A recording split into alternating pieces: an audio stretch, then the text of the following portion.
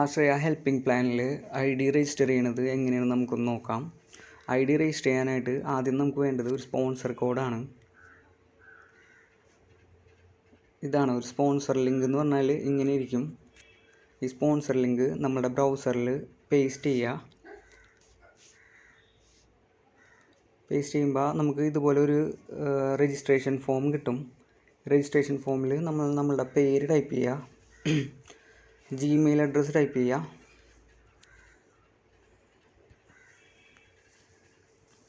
Phone number,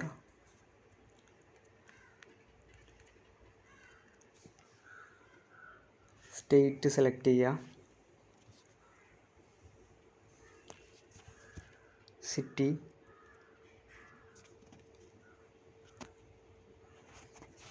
password.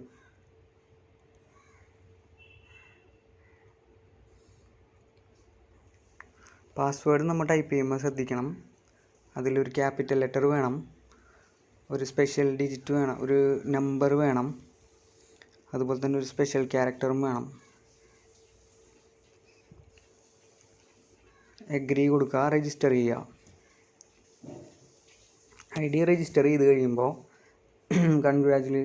Registration is completed എന്ന് പറഞ്ഞ് നമുക്കൊരു പേജ് കിട്ടും. അതിൽ നമ്മുടെ സ്പോൺസർ ID യും യൂസർ ID, ലോഗിൻ, പാസ്വേഡും ഉണ്ടാവും. അതിൻ്റെ ഒരു സ്ക്രീൻഷോട്ട് എടുത്ത് വെക്കുക. അതിനുശേഷം ഇതിൽ ലോഗിൻ ബട്ടൺ ഉണ്ടാവും. ലോഗിൻ ബട്ടൺ ക്ലിക്ക് ചെയ്ത് കഴിഞ്ഞാൽ നമുക്ക് നേരെ നമ്മുടെ ID ലോഗിൻ ചെയ്യാൻ പറ്റും. അപ്പോൾ ഇതാണ് എൻ്റെ എൻ്റെ ID ഞാനിപ്പോൾ ക്രിയേറ്റ് ചെയ്തേക്കണം.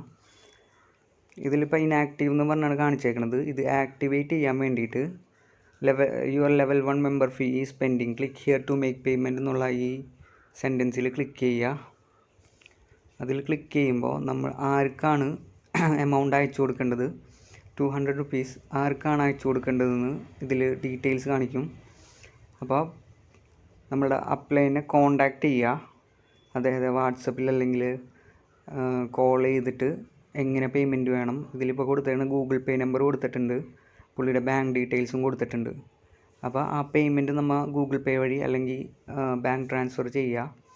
അതിനുശേഷം ട്രാൻസാക്ഷൻ ID ടൈപ്പ് ചെയ്യുക, പ്രൊസീഡ് കൊടുക്കുക. ഇപ്പോൾ നമ്മുടെ പേയ്മെൻറ്റ് ചെയ്തിട്ടുണ്ട്.